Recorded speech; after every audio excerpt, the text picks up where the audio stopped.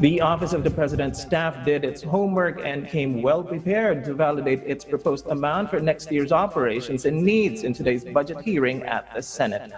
A long laundry list of accomplishments this year was itemized before the Senate budget panel to ensure no doubt or apprehension is raised over their budgetary behest. PTV senior correspondent Eunice Monte tells us more.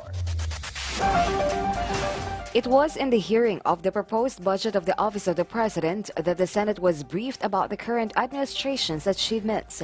In the last year of the Duterte administration, this is the rundown of the admin's work accomplishment during the last 5 years. Just in the sector of transportation, a total of 451 seaports, 214 airport projects, and more than 5,000 bridges were completed. While in agriculture, more than 200,000 hectares of land were equally distributed to the rightful owners.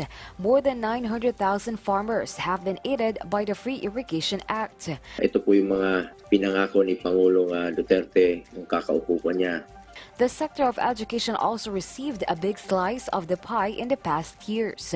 Under this administration, 1.62 million students have been granted free tuition, with more than 150,000 classrooms constructed nationwide. And of course, the highlight would be the President's top campaign promise and government platform to fight crime and illegal drugs.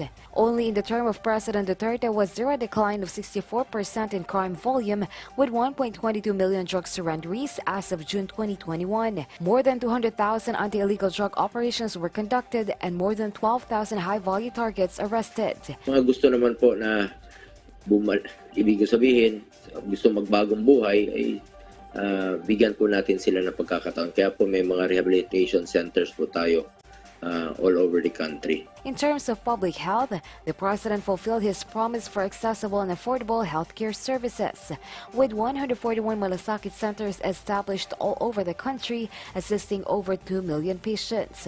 Despite the challenges of the pandemic, the Duterte administration has been able to deliver vaccines to some 42.1 million immunized Filipino people.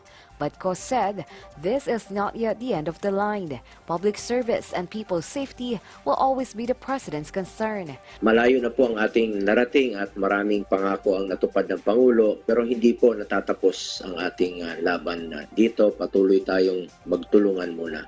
Last year, ang ganda na sana po ng takbo ng ating ekonomiya sa pamumuno ni Pangulong Duterte bago po dumating itong COVID-19. But despite this, the country managed to stay afloat. The Office of the President proposed an 8.2 billion peso budget for 2022, which is lower than the proposed amount last year. Meanwhile, during the hearing, Executive Secretary Salvador Mijaldea also recognized the assistance of the Senate to the Executive Department. Though there may be times the Executive and the Senate don't see eye to eye, it doesn't prevent us from recognizing the assistance and support the Senate and its leadership has given to this administration. Whatever achievements the Duterte administration may have was part of a result of the shared efforts of everyone in government doing their part and doing it well. In the remainder of President's term, the government vows to keep and follow through with the other promises of the President to the Filipino people.